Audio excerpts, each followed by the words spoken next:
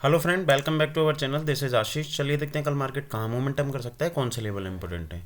जैसा कि कल अपन यहाँ पे एनालिसिस किए थे, उसमें अपन क्लियरली डिस्कशन किए थे कि यानी कि अपने लिए ये वाली रेंज सबसे इम्पोर्टेंट है। अगर अपन को फ्रेश जो सीलिंग अपन को देखने के लिए मिलेगी, वो एग्रेसिव जो ट्रेडर हैं इस वाली रेंज को ब्रेक करने के बाद में नीचे की साइड में जो अपना फर्स्ट टारगेट रहेगा, यानी कि 35,780 रहेगा। ठीक है। उसके बाद में यहाँ पे क्या हुआ, मार्केट यहाँ पे लगभग लगभग यहाँ पे फ्लैट ओपन होता है। फ्लैट ओपन होने के बाद में यहाँ से आपको एक पॉजिटिव कैंडल, यहाँ पे 15 मिनट का पॉजिटिव कैंडल दिखता है। उसके बाद में इस वाले रेजिस्टेंस को जैसे ही क्रॉस किया था, मैंने आपको एक कॉल भी रिकमेंड करी थी जिसमें अपन को एक अच्छा खासा प्रॉफिट देखने के लिए मिला। सेम एग्जैक्ट मैंने आपको बार बार हर वीडियो में एक चीज़ बताता हूँ कि जो भी रेजिस्टेंस होगा उस पर मार्केट हिट करके उसको रेस्पेक्ट जरूर करेगा। जैसा कि सपोज दैट कि यहाँ पे एक रेजिस्टेंस था, मार्केट में यहाँ पे हल्का सा रिजेक्शन आया, नीचे की तरफ आया, वापस से ऊपर की तरफ बाउंस बैक किया। यहाँ पे इस वाले लेवल पे यहाँ पे मैंने आपको जो रेजिस्टेंस बताया था, फर्स्ट ऑफ ऑल तो यहाँ पे रेजिस्टेंस था। रेजिस्टेंस को हिट करने के बाद में बैंक निफ्टी में धीरे धीरे करके यहाँ पे गिरावट आई।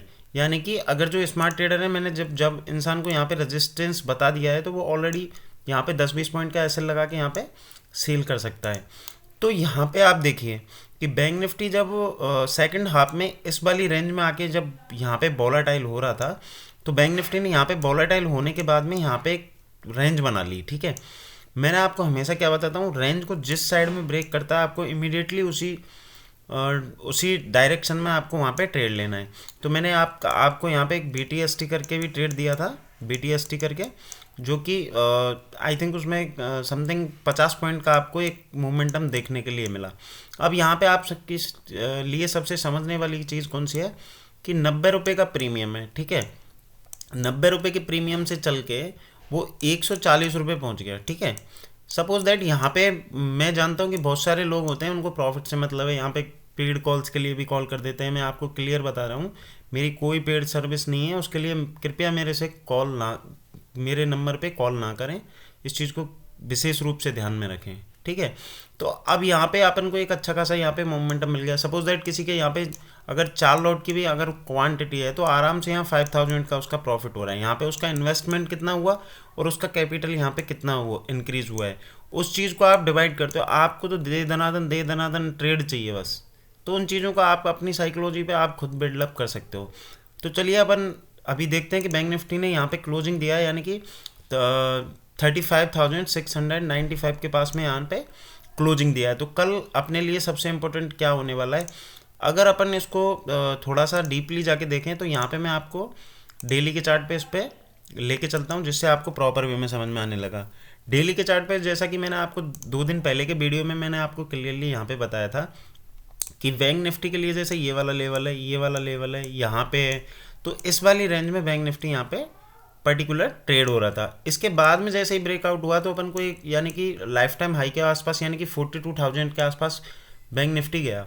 अब बैंक निफ्टी यहाँ पे फॉल करता हुआ यहाँ पे इस वाली रेंज में वापस से आ गया है। अभी आप इसको ध्यान से देखेंगे यहाँ पे तो आपको पूरा मतलब क्या है कि प्रॉपर समझ में आने लगेगा कि देखिए ये वाली रेंज में इसने नीचे की साइड में यहाँ पे क्लोजिंग दे दी है। यहाँ पे आपको क्लियर वे में दिखाई दे रहा होगा कि ये वाली जगह इसने क्लोजिंग दे दी है। तो कल के सेशन में आप किस तरीके से ट्रेड कर सकते हैं, ये भी सबसे चीज़ इंपॉर्टेंट है कि अपन को एंट्री कहाँ करनी चाहिए, एग्जिट कहाँ करना चाहिए। तो वापस से अपन 15 मिनट के चार्ट पे चलते हैं जहाँ पे मैं आपको प्रॉपर तरीके से थोड़ा सा समझाऊंगा।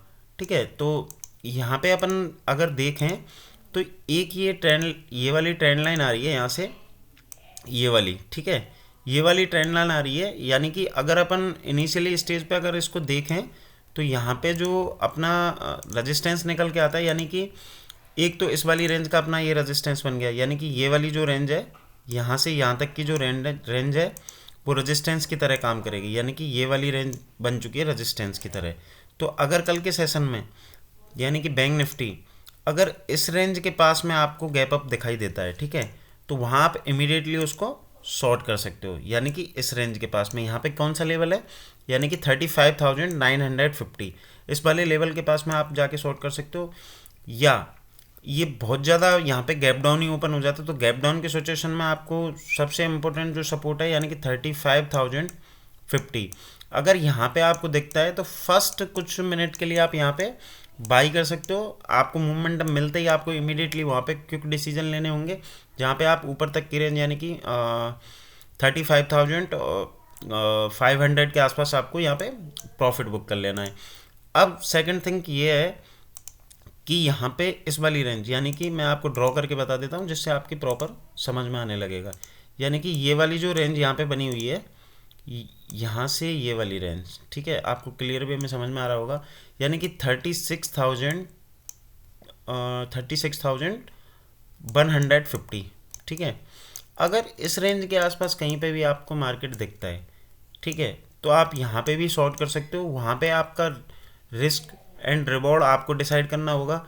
उसके पीछे का एक ही रीज़न है कि ये वाली ट्रेंड लाइन के पास में जब भी मार्केट आ रहा है, यहाँ पे एक सीलिंग प्रेशर जनरेट हो रहा है। देखो फर्स्ट टाइम यहाँ जनरेट हुआ, सेकंड टाइम यहाँ टच हुआ, फिर वापस से जनरेट हुआ।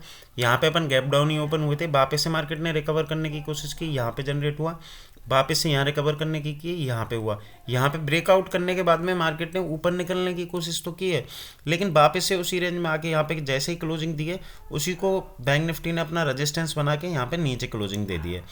अगर ये by the way by chance अगर ये गैप अप गैप डाउन ना ओपन होके यहाँ पे फ्लैट ही ओपन हो जाता है, इस वाले एरिया के पास में फ्लैट ही ओपन हो जाता है, तो आपको इमीडिएटली कब शॉर्ट करना है, जैसे ही 35,650 यानी कि 35,650 के नीचे एक 5 मिनट का कैंडल निकलता है, आप इमीडिएटली वहाँ पे शॉर्ट कर सकते हो। नीचे के जो टारगेट आपके निकल के आएंगे, यानी कि 35,000 आपका फर्स्ट लेवल होगा।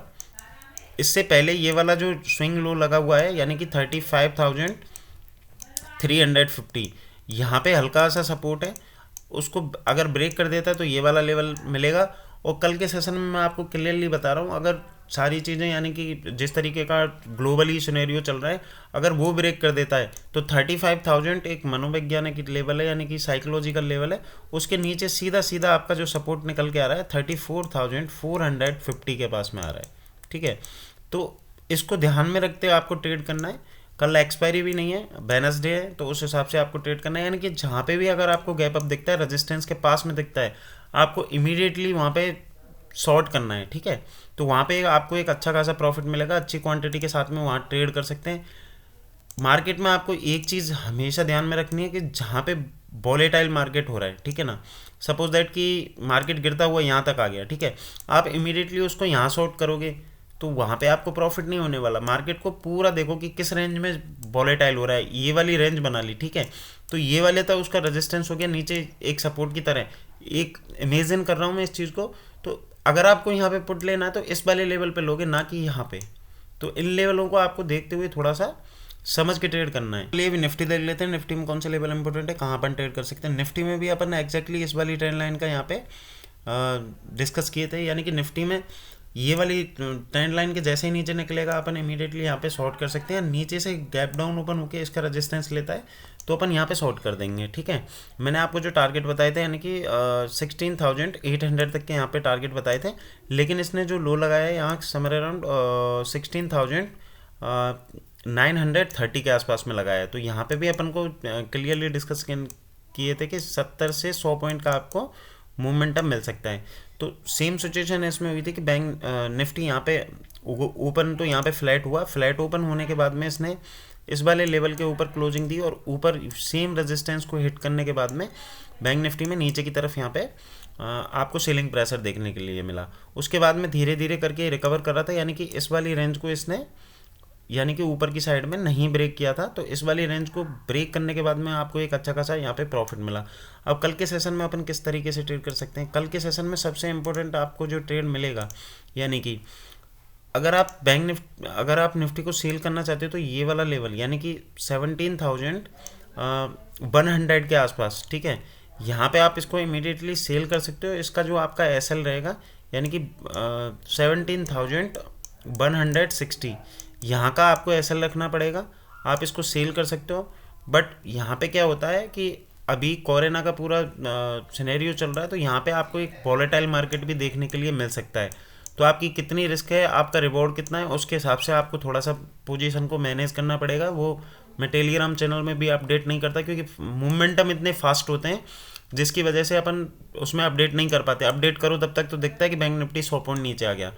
तो ये सारी चीज़ें, तो इनको देखते हुए अपन को ट्रेड करना है। और एक चीज़ ये कि अगर आपको वीडियो प्रॉपर अगर हेल्प कर रहा है तो लोगों को शेयर करते रहिए। शेयर करने में आपके पैसे नहीं लगते। अगर आप पेड कॉल ले रहे हो तो उसमें तो भी आपके पैसे लग जाएंगे, लेकिन वीडियो को शेयर करने में आपको पैसे नहीं मिलेंगे लगेंगे। ठीक है, तो आज के लिए इतना ही। Thank you.